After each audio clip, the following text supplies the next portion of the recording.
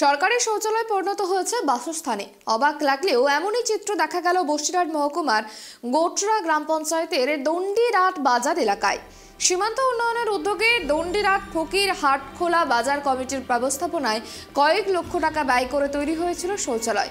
সেই শৌচালয়ে এখন দীর্ঘদিন ধরে বসবাস করছে এক যুবক এবং তার স্ত্রী এবং সন্তান। আর এই ঘটনাকে কেন্দ্র করে সমস্যায় পড়ছেন স্থানীয়রা। এই বিষয় নিয়ে আমরা কথা বলবো। আমাদের সঙ্গে টেলিফোন লাইনে রয়েছে প্রতিনিধি সিরাজুল। সরকারি শৌচালয় এখন বাসস্থানে পরিণত হয়েছে, প্রশাসন কেন নিশ্চুপ, ঠিক কি জানা যাচ্ছে? একদমই সুপর্ণা, দেখো তুমি বসিরহাট মহকুমার যে গোটরা গ্রাম পঞ্চায়েতের দন্ডিরাট বাজার, সেই দন্ডিরাট বাজার কমিটির চিন্তা ভাবনা কথা মাথায় রেখে যে সীমান্তে উন্নয়নের কথা ভেবে সেই উন্নয়নের দপ্তর থেকে সেখানে কিন্তু একটি বাথরুম ঘর কয়েক লক্ষ টাকা ব্যয় থেকে যা চকচকে বাথরুম ঘর তৈরি হয় লকডাউনের আগে। তারপর থেকে যখন লকডাউন হয়ে যায় সেখান থেকে কিন্তু বাথরুম ঘরটা শুরু হওয়া থেকে কোনো দিনের জন্য চালু হয়নি।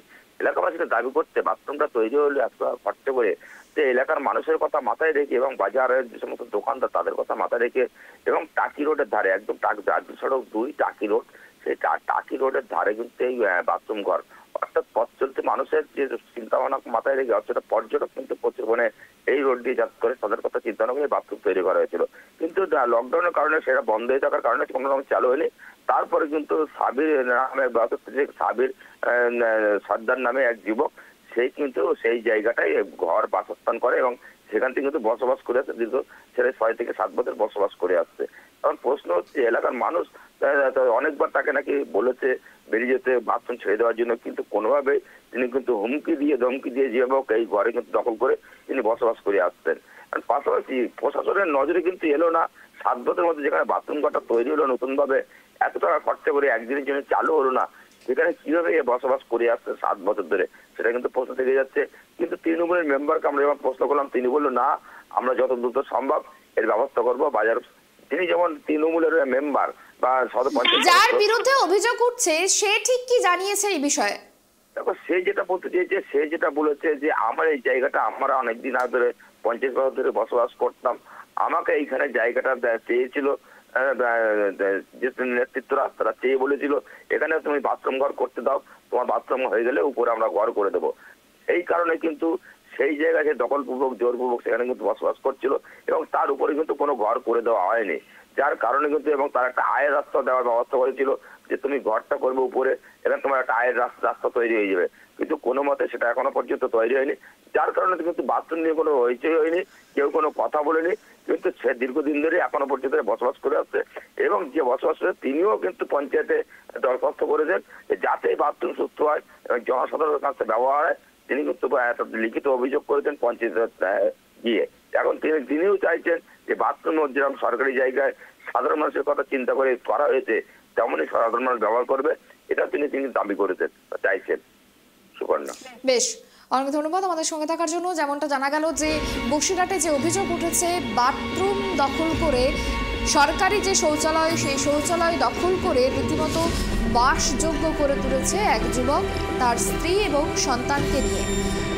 বেশ কিছু বছর আগে তৈরি হয়েছিল ওই শৌচালয়, বন্ধ ছিল রক্ষণাবেক্ষণের অভাবে। সেই সুযোগে স্ত্রীকে নিয়ে শৌচালয় দখল করে সাব্বির সর্দার এবং এই ঘটনাকে কেন্দ্র করে রীতিমতো সমস্যায় পড়ছেন বাজার কমিটির সদস্য থেকে শুরু করে স্থানীয় বাসিন্দারা। 5-6 বছর হয়েছে ওটা সরকারি জায়গায়। হ্যাঁ হ্যাঁ, ওইটি করছে।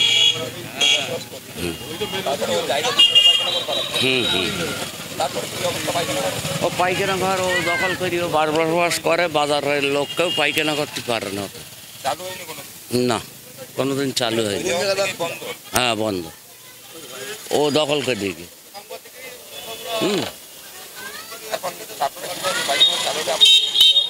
অবশ্যই সুবিধা হবে, বাজারে কোনো বাথরুম নেই। হ্যাঁ, এই একটাই সরকারিভাবে তৈরি হয়েছে। না, জনগণের জন্য তৈরি হয়েছিল, ব্যবসায়ীদের জন্য না, জনগণের জন্য তৈরি হয়েছিল। এই বাজারে সবাই মোটামুটি আসা যাওয়া করবে। এইবারে লকডাউনের সময় বন্ধ ছিল, কাজ বন্ধ ছিল, বাথরুমের ভিতরে আপনার কল নেই, কারেন্ট নেই, ওই জন্য বন্ধ ছিল। আমি একটা দরখাস্ত করেছি, পঞ্চায়েত থেকে বললো দরখাস্ত চালু হবে। আমি বললাম হ্যাঁ, যেভাবে চালু করার কথা সেইভাবে চালু হবে, এর মধ্যে কোনো পার্টি ইনভলভ নেই। আমার নেতা শাহানুর মণ্ডল, আমার নেত্রী মমতা বন্দ্যোপাধ্যায়, আমার এই নিয়ে কোনো অভিযোগ নেই। আমার জায়গাটা দখল করেছে সামাদ মোল্লা, বাজার কমিটির সেক্রেটারি সামাদ মোল্লা, বাবু মোল্লা কিনেছে জায়গা, ওটাও কিনেছে, ওটাও জোরজবস্তি দখল করেছে, পিডব্লিউর জায়গা। হ্যাঁ, এটাও পিডব্লিউর জায়গা, আমার জোরজবস্তি দখল করেছে, ভাঙচুর করেছে স্যার। আমার গরিব, আমি পয়সা নেই। এই বাথরুমটা এই 5-6 বছর মতন হচ্ছে, বন্ধ হয়ে আছে। হ্যাঁ না, কোনোদিন চলিনি, চালু হবে। আমি দরখাস্ত করেছি পঞ্চায়েত থেকে, সবই সরকারি, সব টোটালি পিডব্লিউ। এটা পিডব্লিউর জায়গা, এটাও দখল করে নিয়েছে। আমার কাছে আপনাদের লিখিত দিয়েছে, আবার 5,80,000 টাকা এটা দখল করেছে বলতে জোরজবস্তি আমার কাছ থেকে দখল করে নিয়েছে বাজার কমিটি। এটা আমার ঘর ছিল, হ্যাঁ এখানে বাস করতাম। দখল করলো বাজার কমিটির হচ্ছে সেক্রেটারি সামাদ মোল্লা, কওসার, রেজাউল আর এই বাবু মোল্লা বাদঝারি বাড়ি স্যার। আর জোরজবস্তি আমার ক্ষমতা নেই, বলছে পিছনের জায়গা নাকি কিনেছে। পিছনের জায়গা কিনিনি, পিছনের যাদের জায়গা তারা বিক্রি করিনি, তারা বড় লোক। আমি গরিব মানুষ, আমি রাস্তার ধারে থাকি, আমাকে উচ্ছেদ করে দিচ্ছি। আপনাদের কাছে বিচার দিয়েছি, এখানে কোনো পার্টির রাজনীতি নেই। আমার নেতা একটাই শাহানুর মণ্ডল, আমার নেত্রী মমতা বন্দ্যোপাধ্যায়। আমি যাতে এখানে থাকতে পারি সেই ব্যবস্থা আপনারা করেন। বাজারের বাথরুম, দন্ডিয়ার বাজারে জায়গা হচ্ছিল না, সেই ক্ষেত্রে এখানে বাথরুমটা পিডব্লিউ সাইটে আর কি করা, কিন্তু দেখা যাচ্ছে সেই বাথরুমটা অন্য একজন সামনে এসে দখল করে বসে আছে গায়ের জোরে। আমরা সেটা বাজারের থেকে সিদ্ধান্ত নিয়েছি ইমিডিয়েটলি বাথরুমটা চালু করে, যাতে বাজারের সমস্ত লোক বাথরুমে যাওয়ার সহযোগিতা পায়। বাথরুমটা রেডি হয়েছে, এরকম 4-5 মাস মতো রেডি হয়েছে। দেখা যাচ্ছে হঠাৎ করে কেউ বাথরুমের সামনে একজন চাল তুলে দেয় না। 6 থেকে 7 মাস বাথরুমটা হয়েছে, রেডি হয়েছে। বাথরুমটা কাজ তো শুরু হয়েছে অনেক আগে, হয়েছে কাজ শুরু, কাজটা করতে তো টাইম লাগে। সেটা রেডি হয়েছে 6 থেকে 7 মাস হওয়ার পরে আমরা যে সিদ্ধান্তটা নিয়েছি বাজারের থেকে, ওটা আমরা ইমিডিয়েটলি যে সামনে দখল করে বসে আছে তার নাম হচ্ছে সাবির, ওনাকে নিয়ে এক জায়গায় বসে যেভাবে হয় বাথরুমটা আমরা খুব